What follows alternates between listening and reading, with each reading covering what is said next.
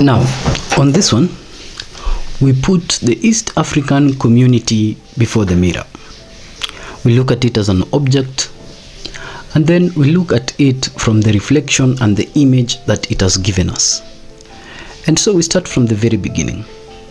The East African community was established in 1967. For the first time, the founding countries was Kenya, Uganda, and Tanzania. The goal: deepen economic, political, and social cooperation, including shared services like railways, ports, and airlines.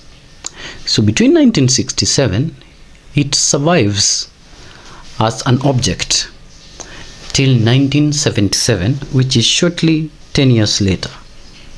But the East African community falls because of the ideological differences and the clashes of socialism and capitalism. Capitalism being evidently much in Kenya and socialism in Tanzania. And these ideological differences puts a clash to the EACC in 1977. And then they re-establish it in 1993. And by 7th July 2000, the East African Community Treaty has been signed and has come to force. So the EAC officially relaunched in 2000 with Kenya, Uganda, and Tanzania as the founding members. Still 3 members, 2000. Around 33 years later is when now the treaty for the East African Community was signed, and the 3 members became now the first founding members. So as an object until that point, it's still a struggling institution that aims to cooperate socially, economically, and politically in a space where ideas are different. One section wants socialism in Tanzania, and another section like Kenya wants capitalism, and Uganda is mixed as a military state, both capitalism having some bits of it and socialism in other bits. So we are talking about the East African community and putting it before the mirror because of the atrocities that are going on in Sudan and Tanzania. And the reason we are doing this is because of the expansion that was witnessed between 2007 to 2024 with the East African community. In 2007, the East African community admits Rwanda and Burundi. They joined the East African community now. We have 5 member states by that time. South Sudan joins in 2016. DRC, Democratic Republic of Congo, joins in 2022. And in 2023, which is 2 years ago, Somalia joins, becoming the 8th member state of the East African community. So today, as the flag is flying high in Arusha of the East African community in the middle of the Tanzanian crisis, we look at why was this thing formed and what has it fed from the reasons why it was formed in its reflection mirror. The first policy why it was formed was the strategy of customs union in a period of the 2005s, when this particular organization or group of countries wanted free flow of goods across the Kenyan, Tanzanian, Ugandan, and then now Rwanda and Burundi being interlocked countries. And this was as a result of the fact that some members of the East African community did not have access to the ports that now, until that time, only Kenya and Tanzania had access to. Then there was free market movement. So there was free market movement. That was the second strategy that they required, that other than just customs union of customs goods moving, there was also need for custom market, so free labor movement from Rwanda, Kenya, Burundi, Tanzania. And you saw the opening of the borders for some time, where Kenyans could work in Uganda, Ugandans would work in Tanzania, and Tanzanians would work in Rwanda. Burundians are selling njugu karanga in Kenya.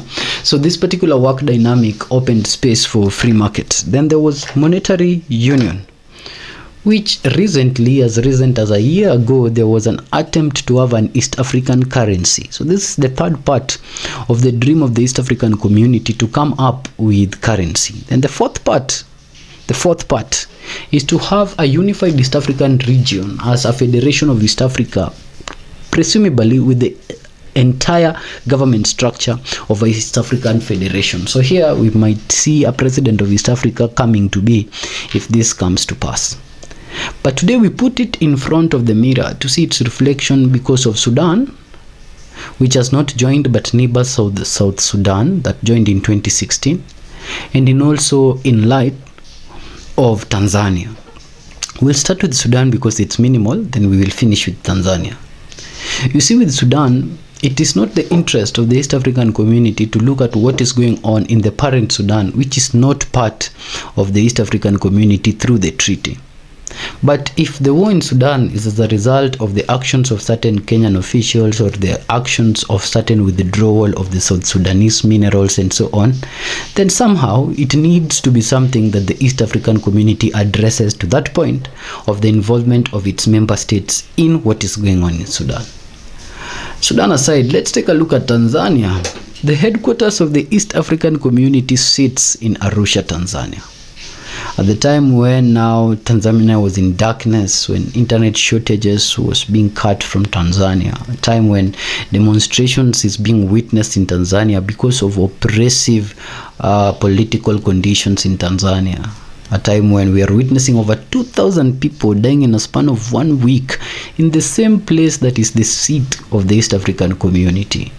Time where free or no elections is being held in Tanzania. From 2020 to now, Tanzania has never held a free and fair elections, but it is in a move to actually destabilize its opposition.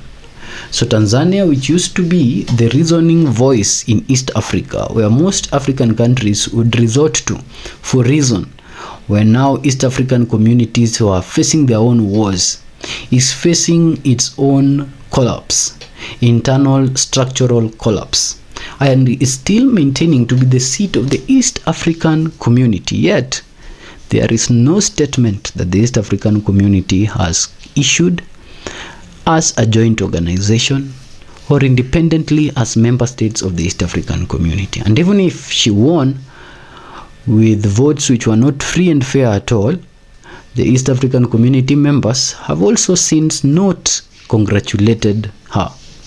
That is Miss Honorable Samia'S Hassan Suluhu, except for Somalia that have since sent their congratulatory messages.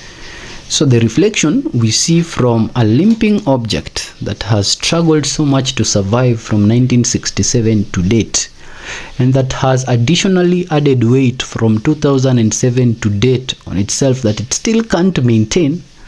From its reflection, we see a toothless dog, a toothless limping dog that only exists for economic convenience between the states, but has no voice at all on the rights of the people or on the political awakeness and advancement of the East African region. That is the mirror.